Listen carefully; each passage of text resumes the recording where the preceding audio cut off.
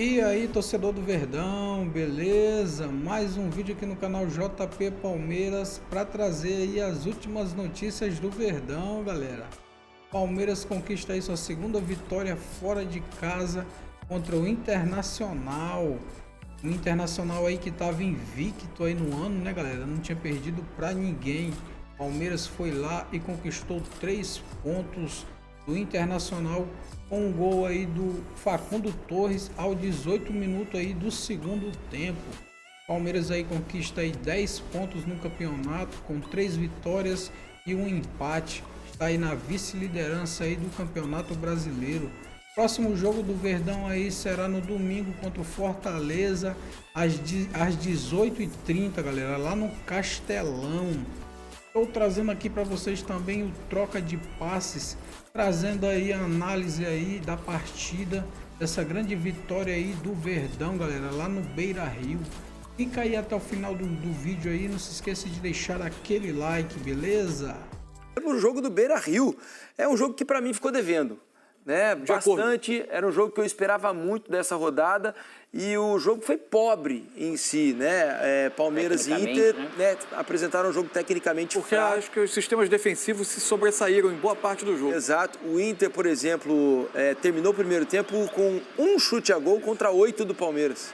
Um chute a gol apenas. Não esse era igual o Inter, né? Não é habitual. Esses né? 8 do Palmeiras não eram chances tão claras Não, assim. também não. Algumas um pouco melhores e tal. O Jaik fez até um bom primeiro tempo. O jeito de marcar do Palmeiras eu acho que incomodou demais então, o Inter. Não conseguiu sair da marcação do Palmeiras. Não deixou o Inter jogar, né? Para mim, o Palmeiras foi com o seu jeito habitual de encaixar a marcação um contra um. O Inter também tentava fazer uma pressão dentro do 4-1-3-2 do Inter, que é o jeito dele de marcar. Virou um jogo de muitos encaixes, de muitos duelos um contra um espalhados pelo campo, e o jogo não permitia aquelas posses um pouco mais longas. Os times, nesse jogo de roubar e recuperar rápido, o Palmeiras acabou no primeiro tempo sobressaindo porque se adapta um pouco melhor ao tipo de jogo dele. O Inter tinha voltado melhor para o segundo tempo. O início do segundo tempo do Inter, o Roger deve ter sido algo de vestiário, um pouco mais de mobilidade dos homens de frente para tirar do lugar os jogadores que perseguiam, né, o encaixe de marcação do Palmeiras, as perseguições, tirar um pouco de lugar, mas em um desses duelos pelo campo, o Bernabé é batido pelo Richard Rios no lado do campo, saiu o cruzamento, o gol do Facundo Torres. A partir daí, o Palmeiras basicamente se defendeu, né? Se defendeu. O Palmeiras se defendeu super bem. Se colocou bem atrás. A hora que chegava a bola nos caras de qualidade do Inter, você vê, o Alan Patrick não conseguiu jogar, então tinha sempre uma marcação dupla, mesmo com os encaixes individuais. Então, nesse sistema, ele acabou sendo melhor. Depois colocou mais o terceiro zagueiro, defendeu muito a área. Em termos de grandes chances, eu acho que a única que eu me lembro ótima chance foi a do Valência, né? Ele entra pelo lado esquerdo da área, ele fica na frente do Everton. Muito clara de gol, muito clara. Muito clara. Mas foi ali é o gol perdido. Essa aí, ó. Ele tinha ótima condição para fazer o gol. Uma ótima defesa do Everton, mas ele perde o gol, né? E acaba que o Palmeiras tem uma grande chance também com o Paulinho, né? Para fazer o 2-0. Que estava impedido ali naquele momento por um. Da mesma forma que o Abel fez mudanças, esse lance aí, né? reforçando o sistema defensivo, o Inter se expôs um pouco mais, né? Aí lance, a gente olhando, parece que tá na mesma linha, né? Sai o gol do Alan no rebote. E aí tem que ver realmente a linha, porque ele ficou pro beijo de uma purga ali, vamos dizer, né? Bem beijo de uma purga pequenininha, né? Mas aí, ó, você olhando assim, parece que nem tava. Eu e o Felipe, a gente olhando, né? Tem gente que falou, puxa vida, não tava impedido. Aí depende realmente da linha e do tamanho dela.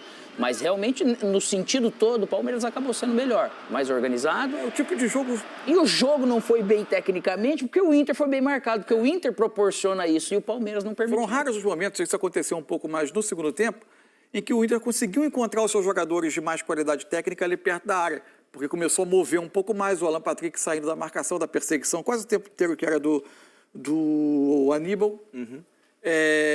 Juntando com os jogadores que vinham de fora, né? Começou o Vitinho e o Tabata, depois o Roger foi. E o Vitinho e o Tabata ele deixou com os pés do lado, ele não deixou o pé trocado, né? E acabou que no primeiro tempo eles muito abertos, o Inter ficou os jogadores um pouco distantes, não conseguia associar. No segundo tempo eles até teve um pouco mais de aproximação, saiu uma outra jogada, esse lance do Valência, mas o Inter teve dificuldade para jogar. Teve, lógico, o pênalti iria ajudar muito o Inter e talvez o jogo, mas no 1-1 acho que ia seguir a característica e naturalmente a chance perdida pelo Enner acabou custando caro. Agora, a pontuação do Inter está abaixo da que a gente imaginava nesse início de campeonato, né? 5 pontos só em 4 rodadas, 1 vitória, 2 empates e 1 derrota. Não é o que a gente imaginava para o Internacional, que, ao meu ver, caiu um pouco de produção nesses últimos jogos. Tem jogado bem menos do que já jogou nessa. O jogo Fortaleza não foi bom. Não. E o jogo com o Flamengo, se for ver, queira ou não, também não foi o primeiro. Um pouco melhor. Mas eu até me lembro que eu comentei que achei o Inter, pro potencial que a gente via no time, um pouco conservador demais em alguns momentos do jogo. E no confronto, que lógico que não seria fácil contra o Palmeiras, né? É o único time igual o Flamengo que ganharam os 2 jogos fora. O grande resultado contra o Cruzeiro, mas teve a expulsão cedo, mas perder em casa, não produzindo bem, aí que é o detalhe que mais marca. Chama a atenção. Muito bem este jogo, como te disse, uma equipa muito bem organizada, muito bem treinada. Estamos muito bem este jogo, como te disse, uma equipa muito bem organizada, muito bem treinada. Já não perdia uma série de tempo, confiança no máximo. Mas eu acho que é isto, a nossa equipa tem que manter este foco, este rigor, esta solidez. A primeira parte, na minha opinião, nós fomos melhores, fizemos 7, 8 remates, o adversário só ajustou uma. Na segunda parte o adversário reagiu, entrou melhor, os primeiros minutos, mesmo sem criar perigo, mas empurrou e ganhou metros. Mas acho que, na minha opinião, naquilo que foi o jogo total, eu acho que é uma vitória da equipa que foi mais sólida, da equipa que soube sofrer e aproveitar as oportunidades que teve. Eu queria saber se vocês concordam. Eu sei que a vitória hoje do Mirassol sobre o Grêmio foi uma vitória absolutamente expressiva. É a primeira vitória do Mirassol na história da Série A do Campeonato Brasileiro. Foi sobre o Grêmio, uma goleada, derrubou o treinador, tem tudo isso. A gente pode até pescar em outras rodadas outros bons resultados, mas considerando as duas equipes, que a gente está imaginando que vão brigar pelo título, considerando a longa invencibilidade do Internacional, a dificuldade que é vencer o Internacional, para mim, a maior vitória de um clube sobre o outro nesses 39 jogos de Campeonato Brasileiro até agora. É um pouco subjetivo falar, claro, mas a gente tem que falar aqui. Mas se for pegar pelos dados, acho que o Mirassol vai ter mais que 3 vitórias no Campeonato Brasileiro, 3 ou mais. E eu não sei se 3 times vão ganhar do Inter dentro do Beira-Rio. Exatamente. E é o Inter que é adversário direto do Palmeiras, nessa briga pelas primeiras colocações. E é um Palmeiras que vinha muito questionado há 2 semanas atrás e emplaca agora uma terceira boa atuação. Uma segunda muito boa atuação e um terceiro jogo que eu acho que tem muito mais notícias boas do que ruins. Um Abel que em algum momento tinha gente no Allianz após jogo pedindo saída dele, que já deu, que não dá, que era uma enganação, que quem defende está maluco. Então, assim, é grande sim a vitória do Palmeiras. E o tanto de coisa que deu para ver nesse Palmeiras de hoje, que não necessariamente passa por bola no Estevão e resolve porque o menino é gênio. O que o Giai e o Felipe Anderson, no corredor que você pensa que é o Estevão que vai brigar, resolvem, é interessante. Você sustentar, sabe, um Inter em cima de você para tentar um empate, sabe? Você fazendo o Bernabéu, o ponto falho do Inter, entendeu? E poderia ter saído mais essa bola agora do Paulinho, né, que depois você viu que estava impedido. Então, assim, eu acho que é grande, sim, porque talvez pelo ineditismo não, mas pela pouca probabilidade de te ver isso ser repetido ao longo do campeonato. E pelo momento do Palmeiras, né? O Palmeiras está se reconstruindo. Sim. Na era Abel é a maior reconstrução, dando resposta, né? Reconstrução de um ataque todo. Essa questão do Felipe Anderson se achando pelo lado que todo mundo achava que ele tinha que jogar mesmo. Essa variação que o Pedro falou em relação a não ser só bola no Estevão. Eu acho que teve 2 jogos-chave nesse campeonato. Até aqui, o maior resultado tinha sido o empate do Inter com o Flamengo no Maracanã. Por essa questão de quem está brigando com quem, dos grandes. Agora, é uma vitória enorme. O Inter era o maior invicto do mundo, de todas as ligas. O Inter não tinha perdido esse ano. O Inter perdeu um amistoso lá para a seleção do México, que você não conta. Né? E um time muito bem estruturado, o time do Roger. O Inter reclama de um lance de pênalti, aí do pé alto do Richard Rios. Isso. Eu acho que aquele pé estava alto demais. Mas, enfim, é o tipo de lance que não dá para você falar erro clamoroso. Tem árbitro que dá, tem árbitro que não dá. Se tem uma coisa que não está normal é o pé, não a cabeça. A cabeça está no lugar certo. Sim. Isso é que me chamou a atenção. É bom dizer, né? Mas é que, assim, tirando esse do jogo, para o torcedor do Inter isso é fundamental, né? Do Palmeiras ele não é muito, mas 2 vitórias. Uma vitória no Clássico contra o Corinthians. Sobrando, mas sobrando assim demais. E um jogo muito difícil fora. E agora ele tem mais um fora, que é o Fortaleza. É um Palmeiras que pode, porque a gente falou muito tempo aqui, né? O trabalho do Abel, né? De reconstrução, tem muita gente nova no time. É o mesmo treinador com um novo Palmeiras.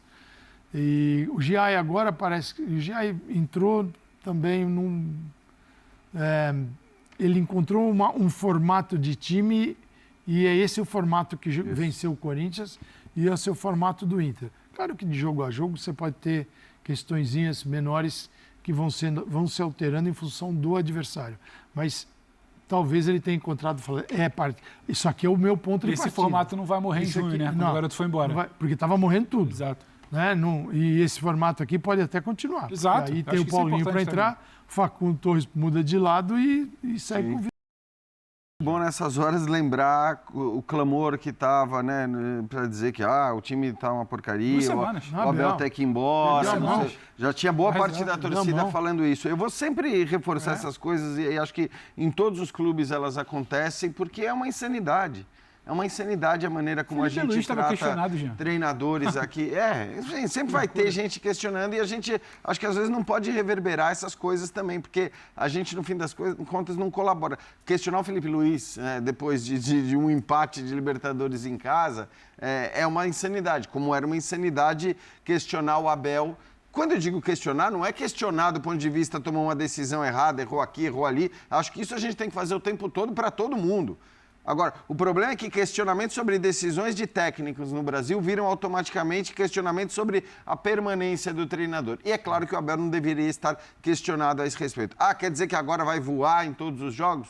Não quer dizer. Mas quer dizer, de fato, que o Palmeiras fez 2 jogos muito difíceis, né? Um derby contra o Corinthians e um jogo fora contra o Inter. E eu tô com o Pedro, acho que se o Inter perder 3 jogos em casa nesse Campeonato Brasileiro, eu ficaria muito surpreso. Com mudanças feitas pelo treinador, com coisas que ele pensou. A própria entrada do Giai hoje, que para mim foi o melhor em campo, foi uma mudança em relação às últimas escalações, porque o Bruno Fux vinha jogando ali. O Giai entrou muito bem na partida contra o Corinthians, né, dando até mais qualidade para aquele lado direito. Hoje foi um monstro na marcação também. E acho que assim, é muito bom você ver finais de jogos quando você tem 2 entrevistas de 2 técnicos, e no caso do Abel não é sempre assim, tão lúcidos. Tão lúcidos a respeito do que foi o jogo.